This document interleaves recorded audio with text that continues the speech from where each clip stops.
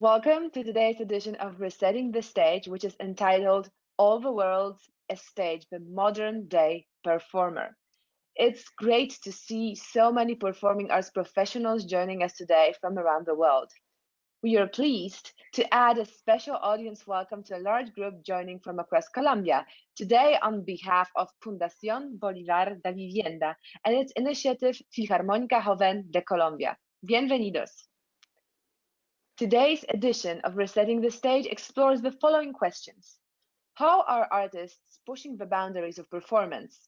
Can spontaneity and flexibility make a permanent return to programming? What does the life of a modern day performer look like? It is a distinct honor to welcome our illustrious panel. Janet Cowperthwaite, manager of San Francisco Kronos Quartet, has been a key part of the quartet's extraordinary accomplishments since 1981. An innovator and a strategist, Janet is a recognized leader in the field, particularly passionate about the important leadership role for women in the arts, and has served as a role model mentor for dozens in the field. She has served on the boards of both the Association of Performing Arts Presenters and the International Society for the Performing Arts, and chaired the annual conference for each organization, as well as served in key strategic planning leadership roles for both as well. German-Greek pianist Danae Durkin is among the elite of internationally acclaimed artists of a new generation, electrifying audiences and peer musicians alike with her stunning technical skills, exceptional charisma, and great profundity of her musical thinking. She is today a regular guest of major orchestras, including the Munich Symphony, Royal Northern Symphonia, Estonian National Symphony Orchestra, to name just a few, and has performed to great critical acclaim at world's most significant venues and festivals. Danae is founder of the Molyvos International Music Festival, which, amidst the European refugee crisis, has become a major contribution to strengthening the connections with classical music in Greece. Albrecht is one of the most acclaimed oboists of our time. He has appeared as soloist with eminent conductors that include Claudio Abbado, Sir Simon Rattle, and Nicholas Hancourt, and made his Carnegie Hall debut in 2007 with the Orpheus Chamber Orchestra. Albrecht is an enthusiastic chamber player, his partners including Hélène Grimaud and Lars Vogt. Meyer has also been honored with numerous prizes, and despite the pressures of his schedule, has also found time to establish his own foundation, a project that raises funds to save eyesight. Music director of San Diego Symphony, Rafael Pallade, is one of the most sought-after conductors of our time. Payare began his formal conducting studies in 2004 with José Abreu of El Sistema, where he conducted all the major orchestras in Venezuela and served as principal horn of the famed Simon Bolivar Orchestra. Shortly after winning first prize at the Malco competition, Payare was named principal conductor and music director of the Ulster Orchestra, followed by his appointment as principal conductor of Virginia's Keystone Festival, among other notable leadership roles that he has followed.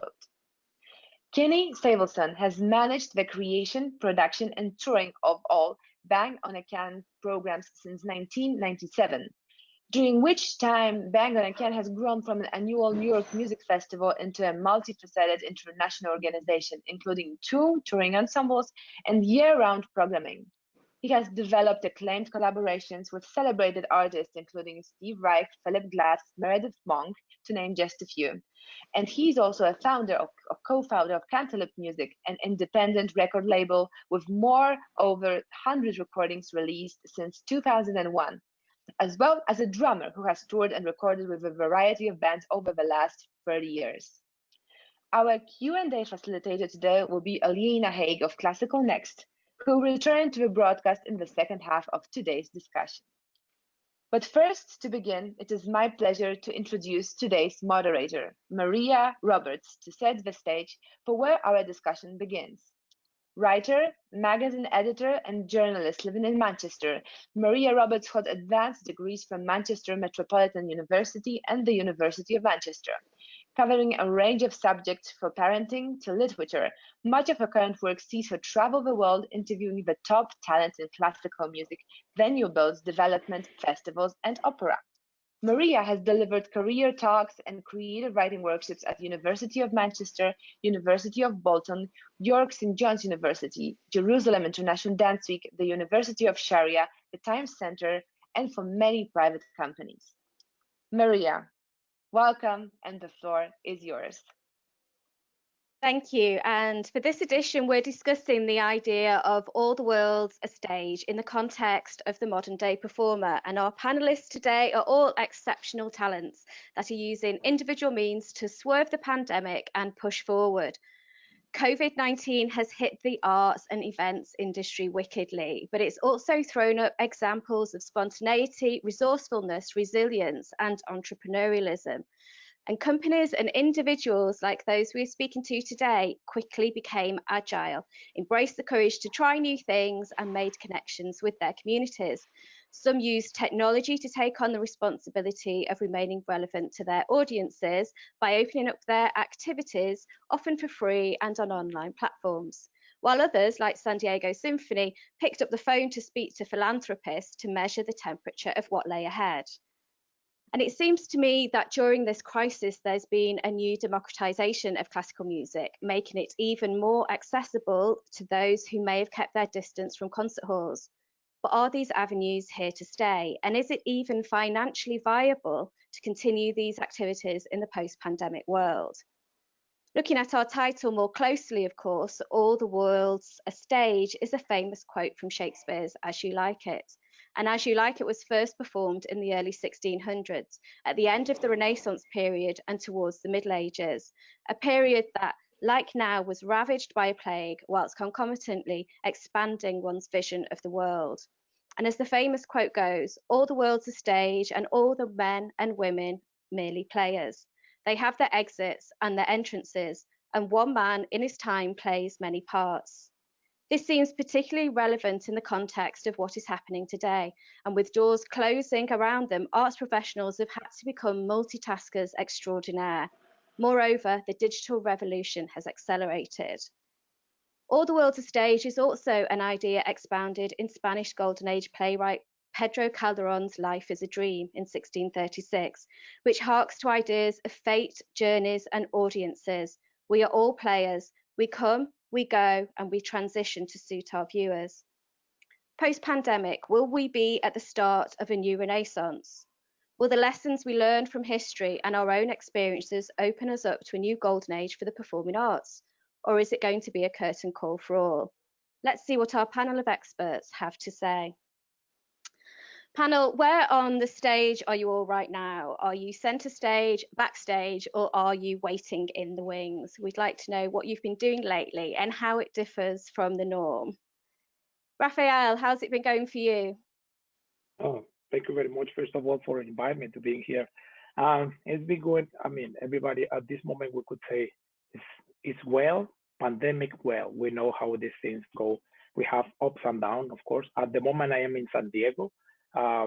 It started when the pandemic actually arrived. We flew from Berlin with my family and my daughter. That was back in March 13th. And we've been here since that. It's crazy to think that I've been almost 4 months in a city. I don't remember when was last time that I was 4 months straight in a city. But being in here, we just started to try to see. I'm the kind of person that look at the glass half full instead of half empty, because I am alumni from El Sistema, and in there we have all the time we kind of navigate what the situation gave us to try to keep our artistic goals. So being brought up with this way, I came here to San Diego and everything I started doing, which of course at the beginning we knew some people thought like this might be something for 1 week, for 2 weeks, 3 weeks. And then having this, we're starting to see how we could actually take this opportunity to be in touch with our audiences. And we start looking, having some different Zooms with subscribers and things. And then we came to the idea of like, let's make this program that is called Listen Here. And we just explore different pieces from beloved pieces, Beethoven, Mahler, Shostakovich, Tchaikovsky. And we give the opportunity to the audience to interact with us, and also for the point of view of the players, because you could have the structure, let's say the more lecture part, you will have the thing that programmatic why we do it, but also we need to know what the musicians on the stage are thinking when they are going to have this. So we create some kind of a mixture in this whole thing, and that's what we've been doing to try to stay in touch with our community. Mm-hmm. So it seems you've managed to keep a strong focus on your activities. What about you, Kenny, in Brooklyn with Bang on a Can? Well, when you asked the question, I was kind of wondering if you meant where I am physically or where I am emotionally or spiritually. All of those are relevant, I think. You know, in my mind, but I am here in Brooklyn, and it's been here for the last 4.5 months. We actually were on tour with Bang on a Can in Europe the end of February and beginning of March, and literally returned to New York. I think it was March 10th, and the following night, the president went on television and banned flights from pretty much everywhere else. Mm-hmm. So it came to a crashing halt. You know, and it's been an interesting ride. I think this week more than others, it's I have the unusual answer, I think, regarding, you know, what I've been up to, in that I'm actually preparing for a set of actual live in-person concerts that Bang on a Can is going to produce and perform next week at Mass Mocha, okay, which is a big contemporary art museum, a converted factory up in the Berkshire Mountains. So I guess that definitely differs from the new norm, mm-hmm. You know, but even though it's a live show, you know, with audience, it very much differs from every other norm that I think we are all familiar with in terms of live performances. There's so many considerations regarding how to do it safely, how everyone is feeling, really, you know, the different comfort levels among the musicians. I guess I'm impressed and encouraged by everyone's willingness to get out there and do something. And I think that is an optimistic sign for, you know, all of us as artists, in terms of, you know, the fact that this is, you know, not going to shut us all down, I think. And, you know, when circumstances, you know, present themselves in a more favorable way, that we're going to continue to be making music. You know, and of course that's the way it should be, isn't it? Because this wasn't supposed to be forever. This was supposed to be a safety measure to keep everybody safe. That's and true. We're supposed to get back out on the road. And Albrecht, you have been out on the road, haven't you? So we are managing to get some minutes with you whilst you're in a busy period of touring and performing. So what's it been like for you? Because you're like a real bona fide artist who's back out there doing his thing.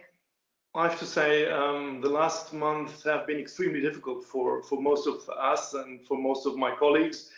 But of course, I love the saying of Rafael about the glass half full. I never made that much recordings in my life in a row. So yesterday night, I came back from a recording of a, for me, composed oboe concerto from Peteris Vasks in Riga in Latvia. And so we had to postpone it because it was planned to be in May, and everything. Even my festival in March in Hitzacker in Germany, we had to cancel the second half of this festival. And it was already a start where I thought, okay, where is this leading us, this pandemic? In the moment, I have to say, as a German, we are extremely blessed, because we're talking about a second wave in the pandemic, but we didn't have a first wave in Germany yet. That means, despite this fact, all concert halls and all venues are closed. We don't do any concerts, even not with my orchestra. And we tried, Rafael, this might be interesting for you. We tried to do the 4th of Mahler with this chamber music formation in the big hall. In the big hall in Berlin, and we were set apart like 10 meters apart. This was quite ridiculous, and I thought to myself whether this could make any sense. So in the moment, we are all the musicians who have a fixed job, who have a fixed salary, and who can afford their daily living. They are extremely blessed, but what happens with all the other musicians, fantastic musicians, who live by their concerts, and they have to make their daily living. Just talking for them, I think it is extremely difficult not to lose the faith into the good thing, what might be coming out of this. In the moment, as I heard from all my colleagues in New York, hi Kenny. So I just heard that they would start like in the Met only they have plans to start in next January or something. So my life is strange in the moment because I'm here since March. I'm more or less at home, except of my recordings, of course. Most of them for television channels and for recording companies like Deutsche Grammophon. But we are desperately waiting for a big change, of course. If I may add, dear Maria,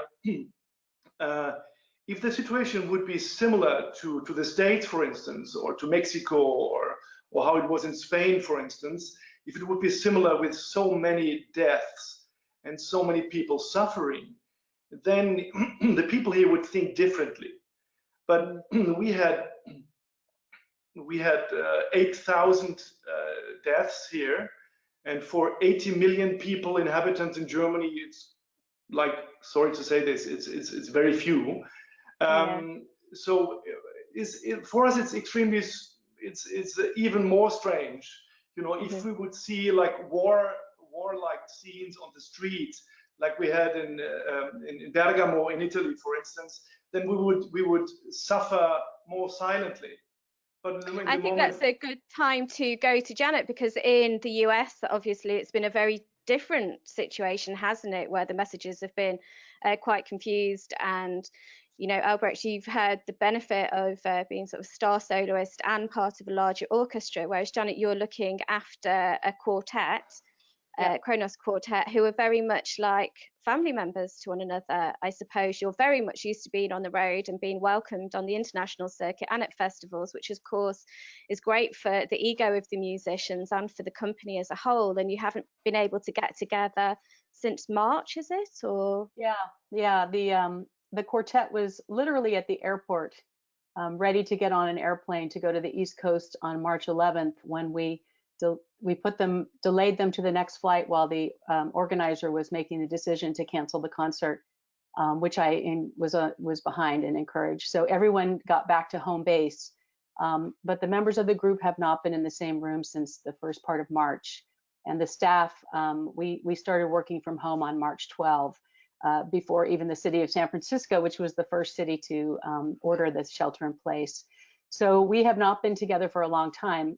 Kronos is used to rehearsing every day when they're not on tour, and to touring for 5 months a year. And they've been doing that for decades, literally.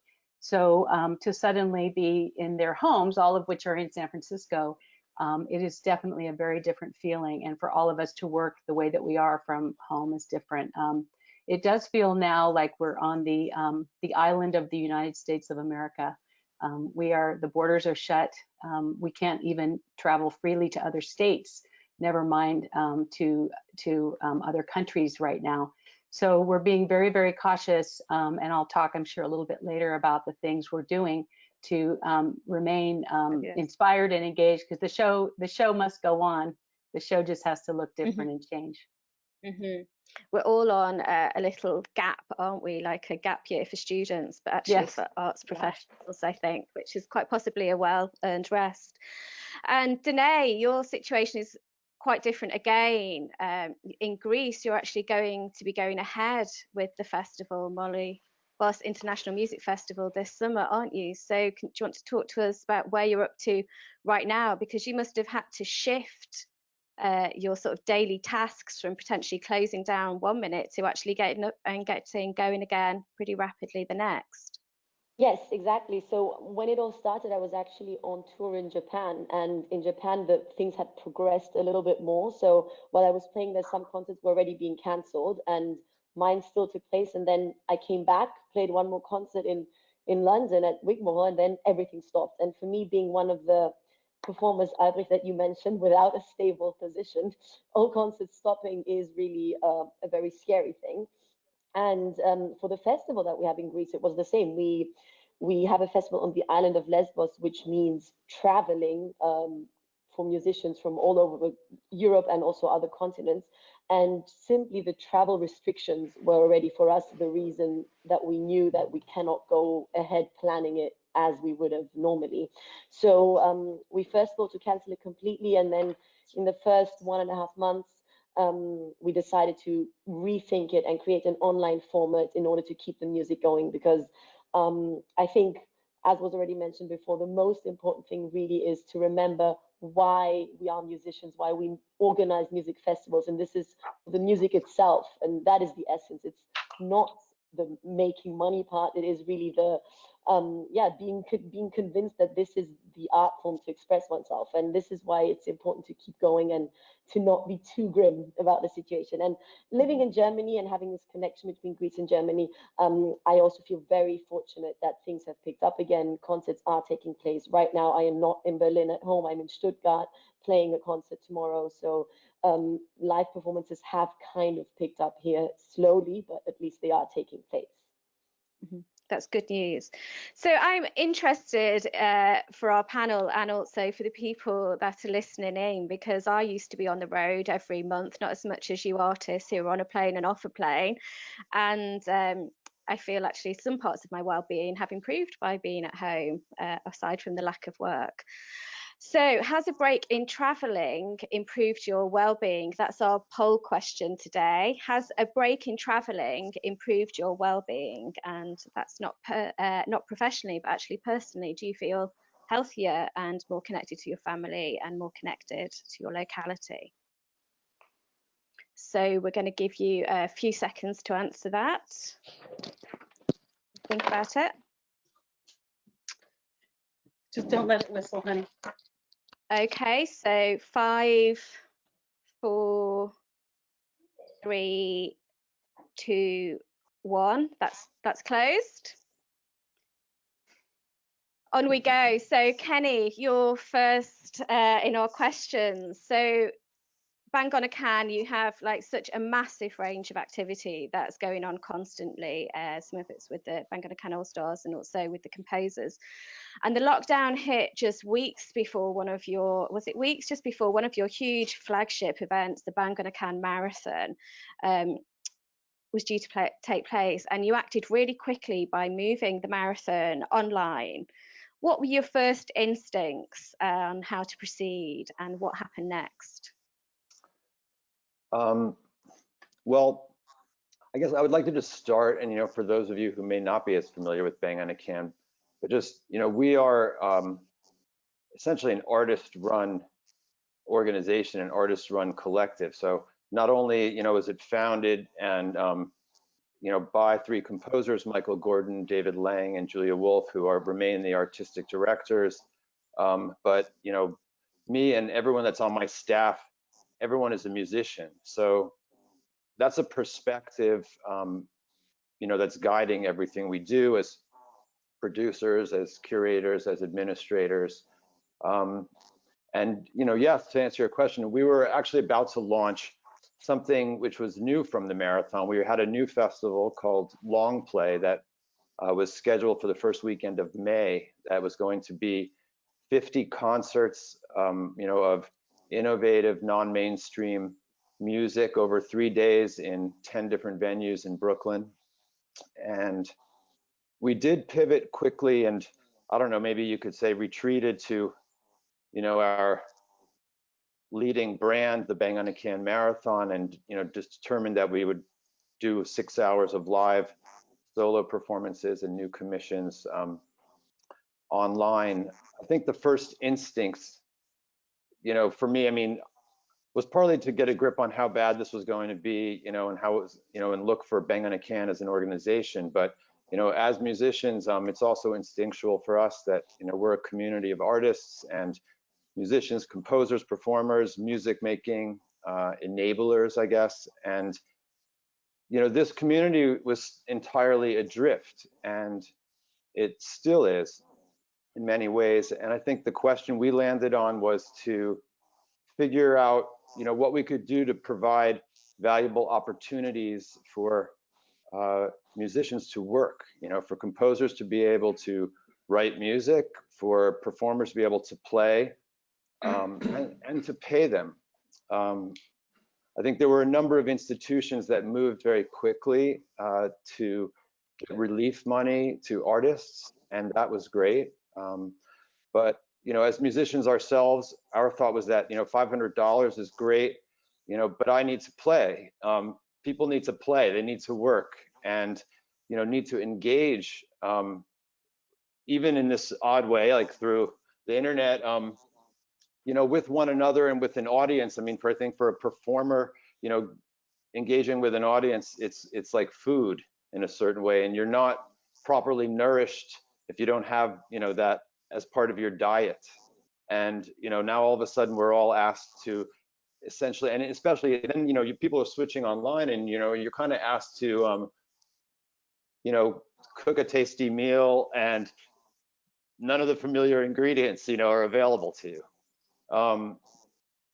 So, I think we decided to focus our efforts on providing paying gigs for musicians, commissioning new work now that gets performed now. We settled, in the time being, on commissioning work, solo works for solo performers that could then be presented in short order. How many of those works did you commission for solo? Well, we've done 2 of these presentations so far, and we're continuing. We have another one coming up August 16th, and we're going to keep doing them every other month. So we've commissioned now, I think, 22, 23 pieces. These are short, works, 4 to 8 minutes, and it's been a way to really engage with people. I have a great tech team. So, my first call really was to one of my leading, kind of sound gurus to ask, can we do this? And he was reassuring. So we went for it. I think an important thing to recognize, though, too, is that, while Bang on a Can, has been producing these major staged concert works, in all the big international venues, and touring with symphony orchestras, etc. We're still a small collective in a way with a reputation for experimentation. So at least for now, I think we have a little more flexibility than some of the bigger, more mainstream groups, or presenters, or an opera company, a symphony orchestra. When it comes to production values, we can be a little scruffy in a way, and it doesn't damage our brand. Whereas the Metropolitan Opera, they can't roll out something that, if someone's internet stream doesn't look, really clean, that just the audience is not going to find it, as appealing. So has there been a kind of thrill, because when Bang on a Can first started, it was very much kind of like street hawking outfit, wasn't it? Your founders, David Lang, Julie Wolfe, and Michael Gordon, kind of, they went around the city posting up posters on, what was going to happen at this first festival, and that kind of resilience and resourcefulness have had to come into play again, I imagine. Like, how are we going to do this? Sure. Once Well, again? I think we're used to taking risks, and we're also used to losing money on a lot of the things that we do. Even touring with the ensemble Bang on a Can All Stars today, the costs aren't all covered without fundraising. So, that's just a reality of the life we subscribe to. I think for all of us, yes, you kind of trying to reinvent something and figure out, if it's going to, how it's going to work. I think what's been interesting about these particular productions, while it's been an opportunity to, put music out and create new music and have performers perform, the process actually, and the presentations, which have included these conversations with all of the artists, which seem to take place for as long as the performer's playing for 5 minutes, and then they'll talk for 10 minutes sometimes. that part of the engagement has actually been some of the most appealing content that's come out of these events, you know, in terms of, you know, you see the comments and the reaction in the chat, you know, and things like this.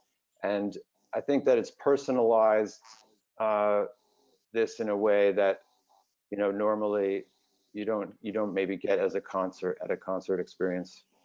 Yeah, I think this idea of like on a global scale for the performing arts, there's such like a macro vision of what's happening, but the pandemic has enabled arts companies to really focus and drill down into micro experiences of how what you're doing relates to artists on a singular level, or audiences on a singular level, or smaller groups of people. And then finally, before we move on to somebody else, are you happy with what you've achieved so far, or do you think you could have done better? I mean, partly I don't know that we've had a chance to really, you know, evaluate it and reflect. I mean, in terms, because, you know, this isn't over, you know, so I kind of feel like we're still just trying to, you know, figure out, you know, where things stand, you know, day to day. I'm like, you know, every day asking myself these questions, you know, if I should be focusing on, you know, music for tomorrow or music for next month, or, you know, do we focus on what we're planning for the 21-22 season at this point? And I think that I'm happy, I think, with like the results of what we've done so far. I think that for many of us out here, I mean, you know, and having taken a look at some of the things that everyone else on this panel has been doing during this time, there's a lot of innovation and development and new relationships that have come out of the pandemic, and I'm excited about that. But I'm excited always to hear about, you know, creative ideas that people have, and continuing to find solutions. I think we're doing that reasonably well, also as a, you know, field, not just, you know, some of us. But I also think, you know, we need to be really careful not to focus only on these success stories, because you know, this is a disaster that and a lot of really super talented and creative people and historic institutions are not doing well. And you know, there are many wonderful organizations in our ecosystem that don't have the same flexibility as others to respond, you know, or adapt or access an audience. And so and for those success stories, we can go over to Rafael, because, you know, you'd had like a really good run, winning at the Malco, getting some amazing international appearances. Then you get this fabulous job as music director of San Diego Symphony. You celebrate your inaugural season, and then everything changes very quickly, doesn't it? From February, you only joined San Diego last July. But from what we've seen on the outside is that San Diego Symphony has shown itself to be really resourceful and mindful, and really looking at what's happening in your community. You've taken a very personal approach. I wondered if that's perhaps grounded in the ethos that you had at El Sistema in Venezuela. Because when you're faced with the prospect of no concerts and no full orchestra rehearsals, you know, your primary concern has then been, how do we stay visible? How do we continue to connect with our audiences? How do we keep our sponsors and our donors on side? You were telling us that people literally picked up the phone to have those conversations in person. So we'd love to know what you've been doing and why. And also, you know, like you say, you've been in one place for 4 months, which for a conductor at your level is extremely rare. So it must be a new experience for you and your family. Yeah, well, my daughter is 4 years old, and of course she's thrilled because she could see Mama and Tata every day, all the time. So that part is wonderful. One of the silver lining of this whole thing. But yes, I mean, I started with the orchestra. This was my first season, and we had already 6 different weeks with different programs, and the momentum was very sparking, and it was great to see that every time the artistic level was getting into the next step. So it was going to be my 7th week when everything was put to a halt.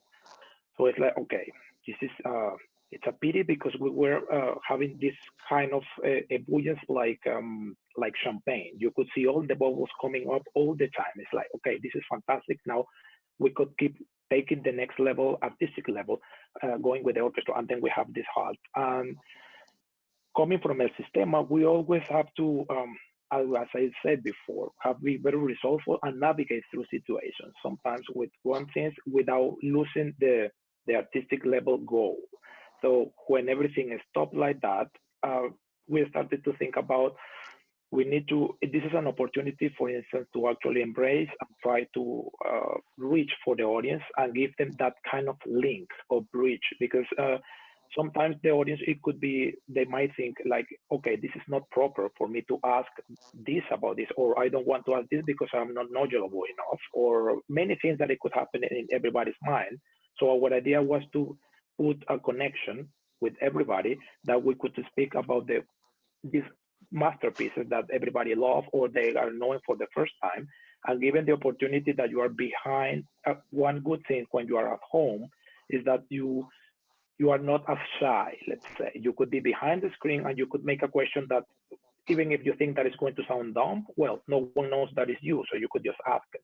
So we could have that kind of thing to engage with the audience. But at the same time, what I was thinking is, and these were through broadcasts on Facebook, weren't they? Just to give it some context, you were over Facebook with individual musicians and YouTube. We put this. We make a little bit of a conversation with our creative consultant, Gerard McBurney. We have a conversation, and we have a wonderful producer that he put that conversation that usually is an hour long. He put it in different sections of 5 minutes.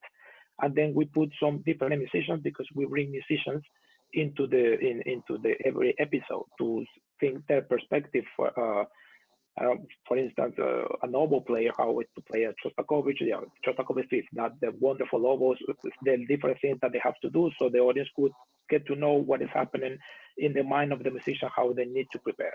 But at the same time, the other things that we were doing and thinking is that this is like, sometimes you have a river, and this pandemic, of course, I am not happy with the pandemic because a lot of people are suffering, and it's a terrible thing, as we all know. But this pandemic is like putting a dam on a river, and now everything is a little bit dry. And you could say, like, you could think of different things like, oh, if the river could have passed this way, we could do this, that there's an opportunity that would never happen. I put the river experience or example, because sometimes in the process of having concerts, you cannot go deep into music articulation and this thing. So that's the idea that I'm thinking with the orchestra, is taking from a smaller ensemble to create different sounds, get in the same page on articulation, rhythm, different style, and trying to put it all together. So taking this halt, we could move on to that, but at the same time, there's the safety issue. So now what we're trying to think, especially now that is the second wave in California, is after this panel, I have to go out and see a couple of outdoor venues, and we're trying to think and put some pop-up concerts that we could actually go and rehearse and then play in there. So we could have that ability, the audience will just come from around there, and then we just go on to another place and give the opportunity for me to create a stronger relationship with the orchestra in music making wise. And at the same time, we will be able to explore some things that maybe we cannot do as an orchestra because it's for a smaller ensemble. So that's how the things do you get this sense? Sorry. Do you get the sense that even though, you know, lots of people are working in isolation, that because of this practice that you've been doing, you've actually been able to build more affection, you know, between the people who are connecting with you online, between the musicians and yourself, between, you know, the audiences and the music itself? Because I get the sense from what you're doing that actually there's quite a lot of tenderness and care that's involved in taking that approach. And hopefully, by the time people can go out there and buy tickets again, it will work in your favor. Yeah, well, I mean, the same way, because these all things are projects that we want to do, and because of the safety issue, we are been doing only in parts. We have actually been together only with the brass players so far. Now we're going to put the different section of the orchestra as well.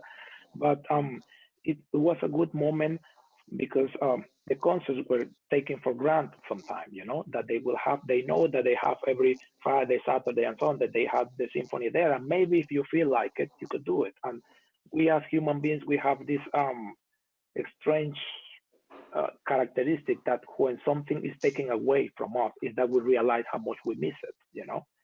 And we have that thirst, and even all the musicians, we want to be together, but at the same time, the audience also wants to have that kind of interaction. So for sure, I think there's a huge thirst and hungry for being part again of those things that sometimes, well, I don't feel like it, or I don't like that repertoire, and the moment is like, whatever you play, I'll go.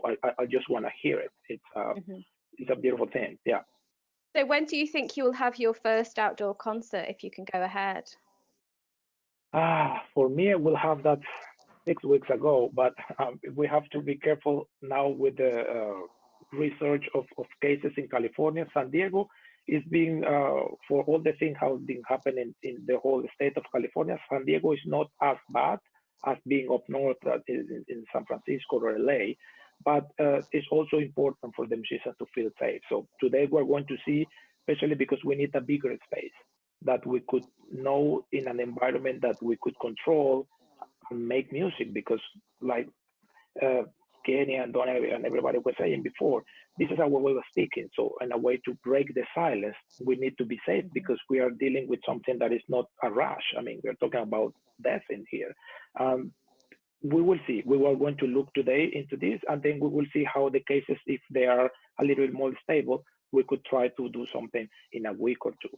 If it would be for me, I could do it before, but you know, we have to stay, put things into perspective, because this is many people's lives that are on you know. So I think we're all hopeful for you that that will work out for you this afternoon, and we'll hear some good news about you putting on a concert soon. Albrecht, you seem like we said something of a rarity right now. Thank you, Rafael, for that wonderful detail on El Sistema in San Diego. So you're hard at work and you're touring.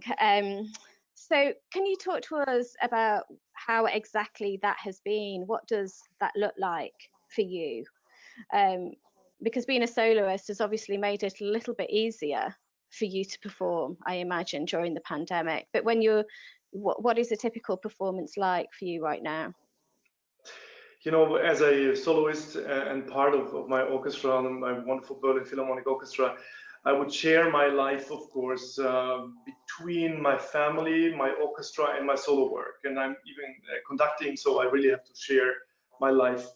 In the last 5 months, I was more or less concentrating on my family, which is just absolutely wonderful. I have a 6-year-old daughter, and it made me extremely happy. On the other side, I have to say, like Rafael said, and Kenny, of course, if you have to make it as a living, it's one thing, but we need stage. And all my internet concerts, the so-called ghost concerts, did not really be a surrogate. They could not be a surrogate for a real public, for a real concert. And I just did my first concerts like 2 weeks ago, an open air concert in Bremen with the Deutsche Kammerphilharmonie. And it was an open air venue, and normally there would be like 1,500 people, and we had there 160 people for one concert. So that means we did it 4 times in a row, the concert, to have a kind of normal audience. It is, as my colleague Emmanuel Pahu on the flute told me, he now has time to do his exercises again. I mean, just to have the to say something positive about this horrible pandemic. I mean, we are working hard and hoping that the venues are going to open. I was just wondering, Danae, that you said you are going to do concerts in Stuttgart. At the moment in Berlin, Berlin is, I think, the slowest city in the world, because we are still planning. We had hopes to perform Gran Partita from Mozart in the big Berlin Philharmonic, which normally would take place like, 2,250 people could sit in there. And we have not been allowed to put 150 people in this venue. to attend our Grand Partita from Mozart, which Kirill Petrenko was conducting. So in the moment Albrecht, we are. can I ask, what does that do to you as a performer? Because if you're used to performing to 1,500, you know, performing to 150 is like the start of your career, isn't it? When you couldn't get those people through the doors. And now you're at the height of your career. You've had to go back to these small audiences. Do they feel like boutique performances that are worthwhile, or does it feel troublesome? Actually, Maria, I feel a bit like Kenny at his early age. I think, you know, I was going out at the lakeside and just standing there and playing for myself, and people started gathering around me, and just because I needed audience, I needed my music to bring to them and to see the reflection and the resonance which my performance would make on their faces and their hearts. So I think it's, for us artists, it doesn't really matter whether there's 15 people or 50,000 like in Madison Square Garden. It doesn't really make a big difference, because we want to perform, and of course we want to perform as intense and as perfectly as possible. If there's anything positive about this thing, but I think, of course, I did so many internet concerts and ghost concerts and stuff, and it was great to be connected with people, you know, from South Africa and from Taiwan and from Japan and from China. But I'm really waiting for the very moment when I'm standing in front of my normal audience and could hear and smell them and see the ultimate direct reaction in their faces. This is what I'm really missing, I have to say. We don't think you're going to be able to get close enough to smell them with the 2 meters social distancing. You know, But good luck. With the mask on, right? yeah. Unless everyone's got a mask on. And so the idea is, like, you know, the modern performer and all the world is a stage. So how do you see that looking for you right now?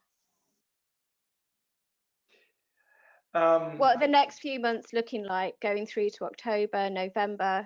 Are you going back to a kind of normality? Are you going to continue this kind of hybrid between live performance, doing your own thing by the lake, and doing things on YouTube? You know, what are you going to take from this? In the moment, of course, our life in Germany, like Danae's and my life in Germany, is very different from Kenny's and Rafael's life in the US. Actually, we are waiting and working from day to day. On a daily basis. I'm preparing the new concerts coming up, but I don't know whether they would take place. I have a big concert in the Frauenkirche in Dresden with I Musici di Roma, with this fantastic chamber orchestra, and we don't really know whether I can get there with the whole orchestra or just being there for a recital just with piano. And I have to say, what is very hard to understand, if I may put up this on the stand for discussion. You know, I was flying yesterday from Riga to Berlin, and every place in the plane was booked. I was sitting there and I had my mask, of course, but look to Japan or look to South Korea, people go to the normal concert because they were anyway wearing masks since decades. So what I don't really understand is, I mean, as I repeat myself, if we have the same situation, if it stays like this in Germany or in Western Europe, then I would expect the responsible people to open up even more the concert venues.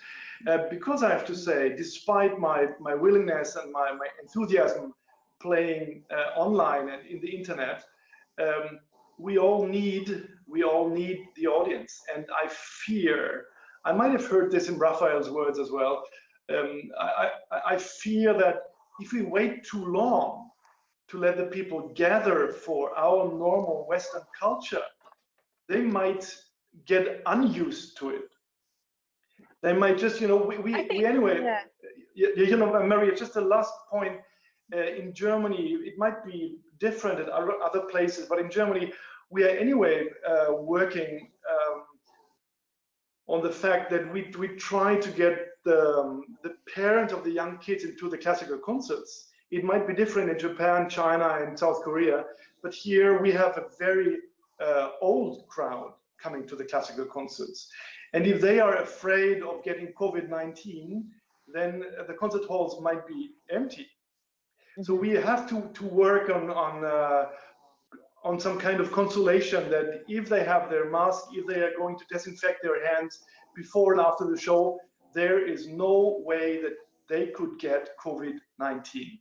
Even if you're right, it's a very confusing situation, and it's why very much on a regional level those decisions, in my opinion, would be better placed. For example, we have art galleries here which on a good day might only have 20 people in them, so why can't those art galleries be open now? Or why can't children be having art lessons that are socially distanced within the art galleries? Some of the venues in the UK for classical music, they might only have 40% capacity during the week, so you can social distance in those environments compared to a train or a supermarket. So it's something that's very difficult to understand. But we'll go to Janet now, because you're over there in San Francisco in the US, and what's happening there at Kronos, and what is it looking like over the next 6 months for you?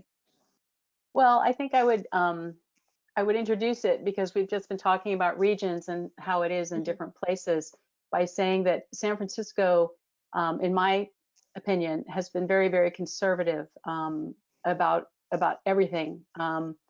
So as I mentioned earlier, it was the first city in the United States to order the shelter in place in March. It's been slowly reopening and then closing again, and back and forth.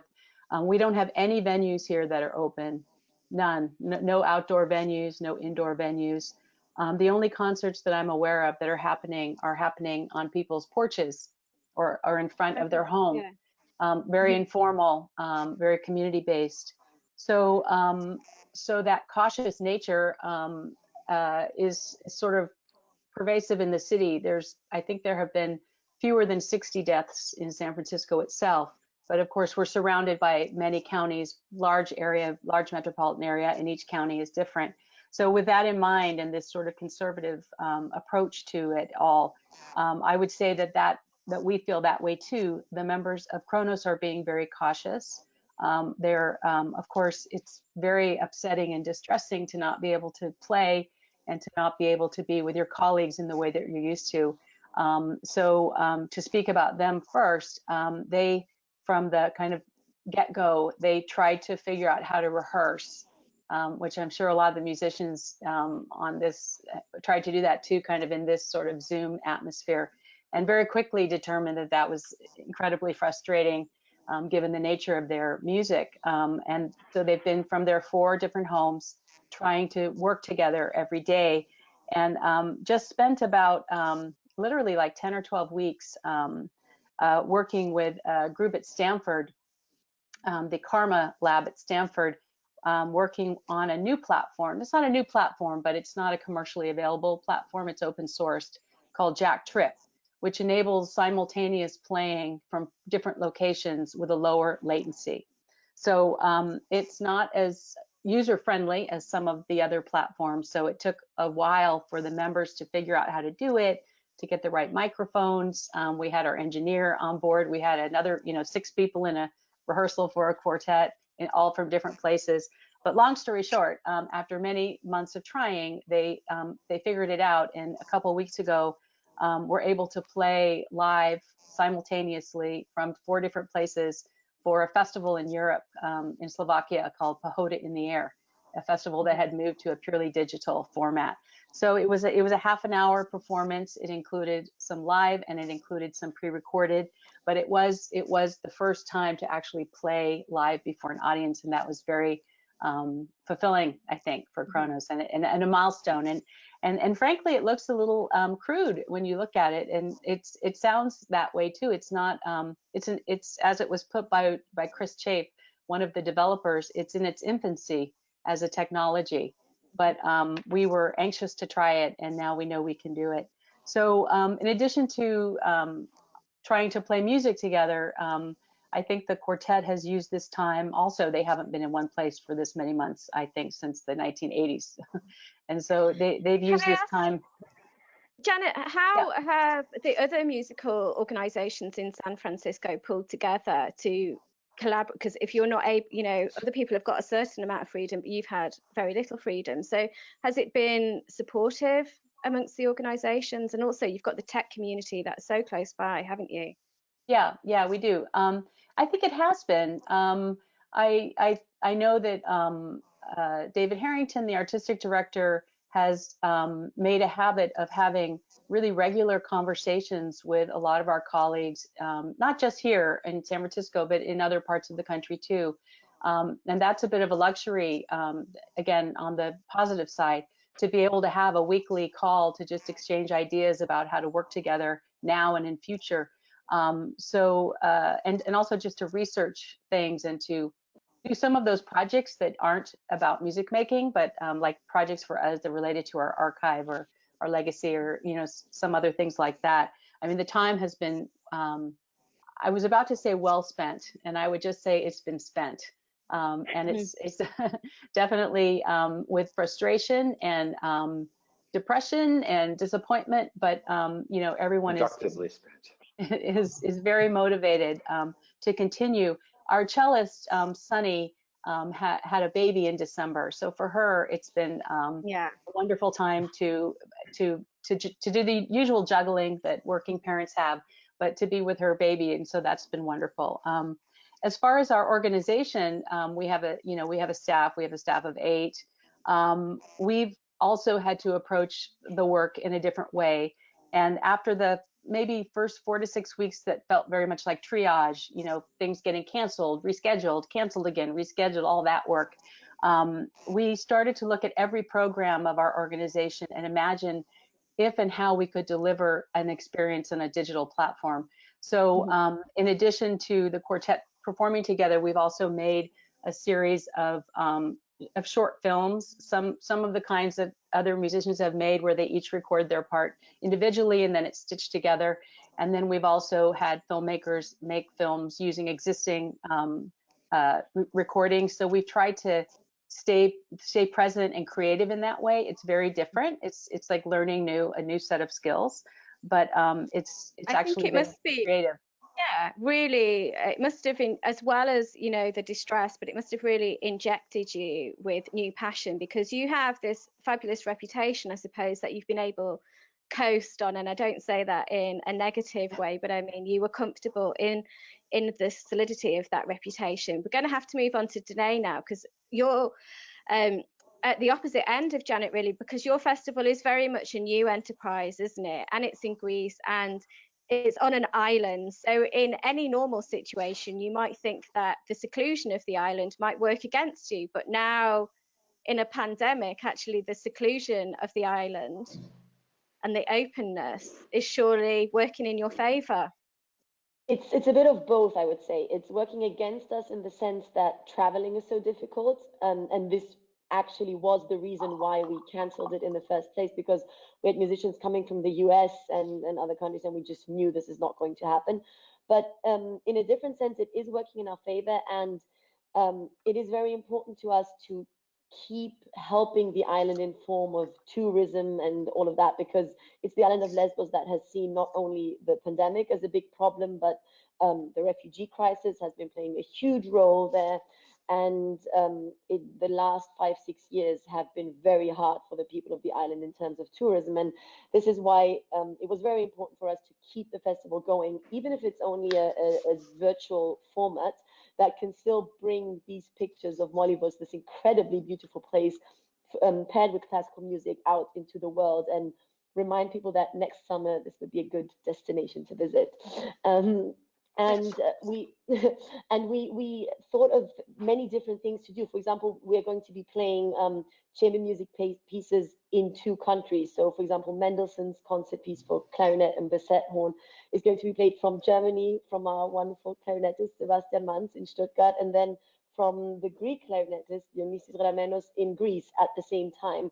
So we're doing these kind of things. And then also musically, we're trying to always throughout the festival, but especially in these times, include the people of the island as well. So we are commissioning a premiere of a piece where young kids of the island, mostly also refugee kids, will be recording sound bites that remind them of home. And all this is put into one big tape, and a piece for classical instruments is written on top of it. And this is how we're also trying to keep them included in the whole project. And at the same time, we're also organizing concerts in Germany, which we usually wouldn't do. Usually it's only a live event happening in Greece. But we will be playing in Berlin, and now in Stuttgart. The concert tomorrow is one of the festival's concerts, and we are cooperating with the wonderful ARD Radio Festival, and they are helping us broadcast this Molyvos event as well. So it really is trying to connect these two countries, and that's what we have developed also this new theme. We've named the new festival Synchronicity, to just highlight that when several things happen at the same time in different countries, it can be connected through one medium, in our case, music, and are trying to go forward like that.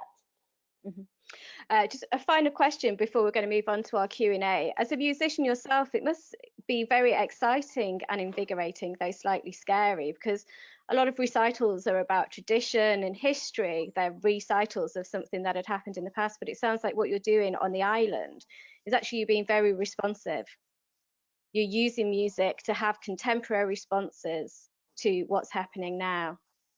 Yes, I think that especially as a young musician in today's times, you absolutely have to do that. I think just relying on the traditional way of playing concerts and recitals is not enough. I think especially in my generation, this is a generation of musicians that very often have their own festivals, have their own initiatives, own projects, own ideas, and I almost feel like it's a responsibility to do our part in society with the means that we have. And if we have any kind of stage, it's important to use it to be responsive to what is happening in the world right now. So that's going to lead us on to our second poll question, which is, I think, something that affects all of our panelists today. Previously, you were just responsible for great performances and keeping people happy, but now you're responsible for their health and welfare as well. So should performers, performing arts organisations, venues and so on be responsible for the health and welfare of their audiences, i.e. preventing the spread of COVID-19, or is this unfair and unrealistic? So we're going to give you just a few seconds, maybe about 10 seconds, to have a think and answer that as honestly as possible. And we're going to share the results at the end of the Q&A. Okay, so 10, 9, 8, 7, 6, 5, 4, 3, 2, 1. Okay, so now, thank you everybody for your wonderful contributions. That was really interesting, and you've all got like very similar aspects going on to your work, but also really quite different as well. So Aliana is going to take over from here with the Q&A. Thank you, Aliana. Hello, everyone. Thank you, Maria. It's been a great discussion, and we just want to bring in some of the questions that the audiences have been posing.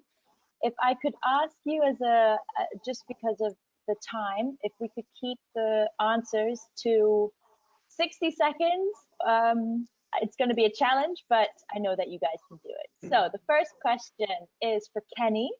It's from Angelica Bueno Nanez of Teatro Mayor in Bogota. The question is, what are the biggest challenges in successfully pivoting to online performances and or live streams? In the US, a great part of the complications involve unions, but I wonder if that's the case elsewhere. Okay, well, thanks for the question. I think that it's hard to answer this across the board. You know, as I was saying earlier a little bit, that I think different groups and different institutions, you know, have different problems to overcome. So, you know, in our case, Bang on a Can is a curator and a presenter, but we're not, you know, a venue. So we don't, you know, have to deal with the concerns of, you know, Carnegie Hall or Lincoln Center, you know, in terms of the staff and the union, you know, crew and requirements and negotiating labor agreements in order to basically present something. We can respond a little bit more with flexibility in terms of figuring out how in this environment you can do this. And frankly, it can be a lot, you know, cheaper to present something online, you know, when you're not dealing with crew and halls and backline and equipment and every percussion instrument under the sun and so forth. I think that for other groups, though, I mean, you know, depending on, I think it really comes down to programming, frankly, in terms of how to approach this in a way that, you know, is going to be manageable for you, either as an individual artist or, you know, as an organization, and find a way that, you know, is going to work in this environment. Janet was speaking, you know, like with the particular challenges that Kronos Quartet faces. I mean, they're a group, they can't actually be in the same room together performing. You know, the only way to overcome that is, like she was explaining, you know, has like a, you know, if you can develop the technology to be able to play without the latency that, you know, would make it impossible for any group of musicians. I mean, think if it's for them, I mean, think what it's like for a, you know, a vocal ensemble or something like this.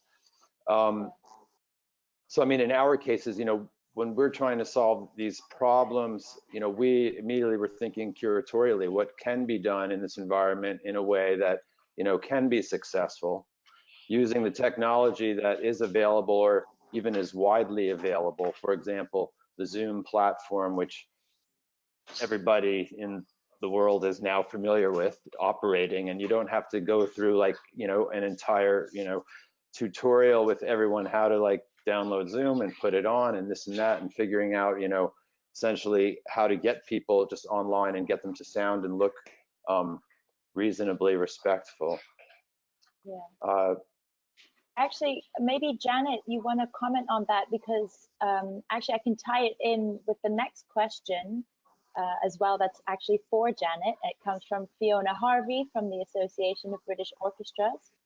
That despite the really tough circumstances that we find ourselves in, are there any positives, any new opportunities that the panelists can see? For example, can we build on the new connections we've created with new and existing audiences through our new digital work, knowing it will be some time before the audience returns? Or on finding out how creative and entrepreneurial our orchestral musicians are through their digital work? Can we build on this to develop new ways of working? Yes, thank you. Thanks for that question. I think it is a time to be really creative. And I don't want to state that as if it's not without major challenge. An organization like mine is a standalone organization, like Kenny's as well. So we have a lot of financial difficulty now, losing 45% of our budget. But having said that, so knowing that we're facing those kinds of challenges, I think that's what musicians are really wonderful at being, is ultra creative, and the people who support those musicians the same. So it takes a really great partnership between musicians and artists and those who are supporting their work and their vision and figuring out new ways. And I think there will be, after this period is over and concerts resume in a way that we're more used to, some of the things we're developing now will remain. The fact is that we have X number of people who can come into a hall, and now even fewer, but this audience is infinite practically. So I think about our work now is very local and very global, missing the part that used to take half of our time, which is the flying around and giving concerts. So now we're here very deeply, and we're here very deeply, if that answers the question. Yeah. We'll move on then for the third question, which is for Danae and Albrecht. It comes from Felipe Hidalgo, who's the principal conductor of the Talca Symphony Orchestra in Chile. The question is, in the face of a worldwide paradigm shift, looking at the future of large-scale artistic productions like operas, theater, ballet, do we need to rethink our strategies for how these are presented? Should artistic decision makers be thinking in terms of reformatting these to chamber formats? Maybe Danae, you want to respond first? Well, I think that nowadays smaller groups, chamber formats, and yeah, even smaller duo trio things are vital to keep the things going. I think that kind of, as you already mentioned, Albrecht, doing Mahler 4 in the chamber setting is of course kind of the way to go right now. At the same time, I do want to stress that it's not the only thing. I don't think we should be missing out on the big wonderful productions that there are for big symphonic orchestras, big operas. So it's not that this is a replacement that is going to just leave the other thing to make it redundant. It's not making it redundant. It is something to do right now in order to keep the music going. But I do think as soon as we can go back to the big productions, it's something that we definitely should and have to, because we would be missing it dearly. If I may add, thank you so much, Danae. I have to say, the experience I had when I was 14 years old to play the first time the Brahms First Symphony in C minor, this experience I wish to everybody. And this couldn't be, you know, I want to miss this experience by all means. And I wouldn't change the formats, I have to say. I would maybe add some few formats. But what we have to do, we have to work on getting the kids educated in music school, like this wonderful Sistema system, which I know so many people from, and even underprivileged or no privileged kids to educate them in music and arts. Because it really changes their lives. Of course, education is one thing, but really to bring these kids and then therefore the parents to the concert, even in other formats, I'm very open to that. It could help to replace some of the things which we will be missing. I'm sure we are going to lose some of the audience, of course, because some might be so afraid and so anxious. So we have to work on that. I don't want to, please forgive me for saying something. I don't want to end just that our classical art, whatever it might be, theater and galleries and everything in music, is dependent on rich people. I don't want to have that to happen. We've seen this in too many countries, and we are blessed and privileged in Germany that we didn't have to do that. That we are just, we could have this wonderful system for theaters, operas, galleries, and so on, museums, state orchestras. I can't, in this very moment, I can't think of changing any of that. Yeah. Actually, so our last question ties in very nicely with what you've just mentioned, Albrecht, and it's addressed to Rafael. It comes from Jovanka Jankovic from ArtLink in Belgrade, Serbia. The question is, as a former principal of the Simon Bolivar Orchestra and having led many El Sistema orchestras from Venezuela, could you share any guidance on balancing the goals of artistic excellence and social inclusion for training orchestras? Is there a particular teaching methodology that you would recommend, or should these decisions be made locally based on the specific needs and context of a given community? Big question, but if I could ask you to keep the answer short, that'd be great. Sure.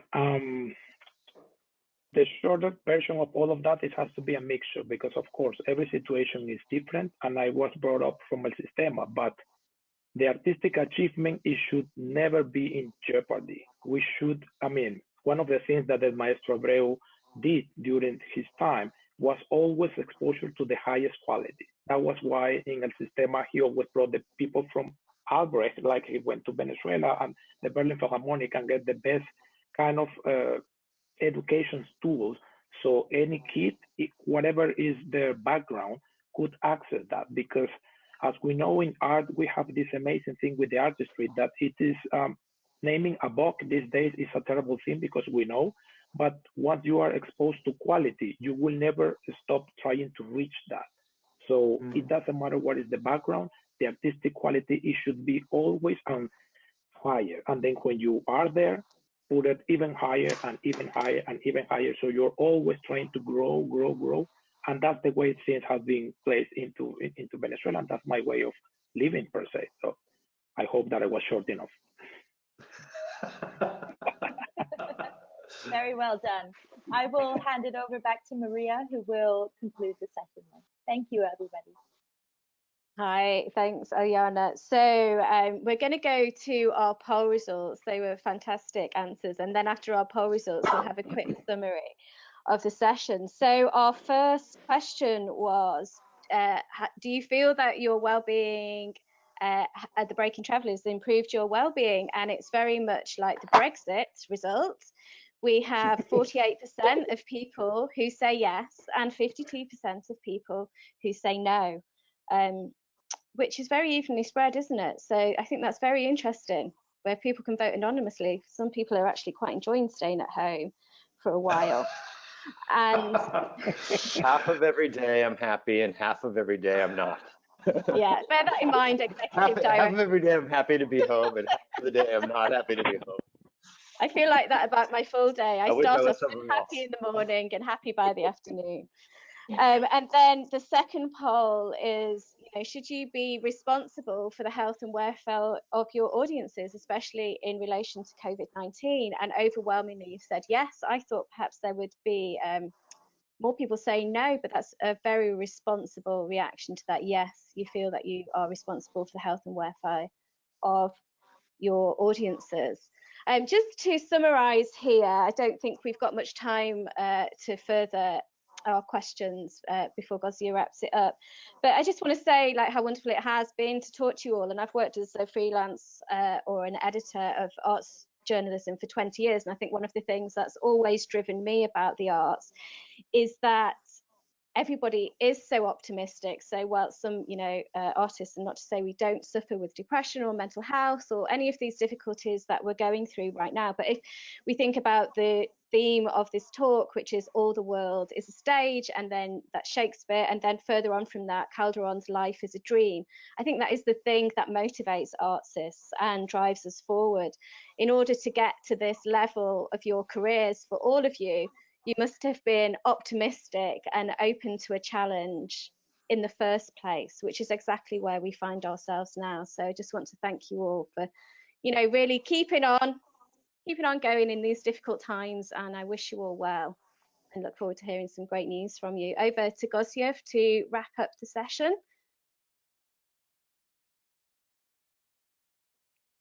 Maria, thank you so much. Before we wrap up, I wanted to share a brief information about our upcoming sessions. On behalf of the Global Leaders Program, the Spanish Association of Symphony Orchestras, and Classical Next, the global gathering for all art music professionals, we are thrilled to jointly announce today that following a short break in August, Resetting the Stage will continue on September 10 with the launch of the second round of our conversations. 8 new sessions will be held every 2 weeks through the end of the year, dedicated to a wide range of rapidly evolving themes critical to performing arts professionals as the sector continues to transform. The next wave will widen the conversation, encourage greater participation, and extend the reach to include the voice of more communities around the world, including the addition of more voices from Latin America. Upcoming sessions explore issues from public policy to philanthropy, from musical composition to broadcast, from conflict resolution to legal responsibilities, and other subjects with a range of industry experts and practitioners on the front lines. We invite you all to join and engage in these upcoming learning events as we work together to navigate these dynamic times in the evolution of performing arts, charting new paths into the future. Join us by listening, exchanging, and discussing in cross-sector and cross-country conversations, and be a part of the global chorus to make sense of this world transformed. We look forward to sharing news with all of you in these upcoming sessions and the registration process in August. And now we conclude by saying thank you to today's exceptional panel, Janet, Danae, Albrecht, Rafael, and Kenny. On behalf of all the public tuning in, we really appreciate you sharing your perspectives with us today. And of course, huge thanks to Maria Roberts and our colleague Alina Haig in Classical Next for your help to moderate. Thanks to all who joined from around the world. Until we meet again in September for the start of the second round of our series, please stay healthy, stay safe, and we hope to see you all soon. Thank you so much. Thank you. Bye-bye. Bye, everybody. Thank you. Bye. Thank Bye-bye. you. Bye-bye.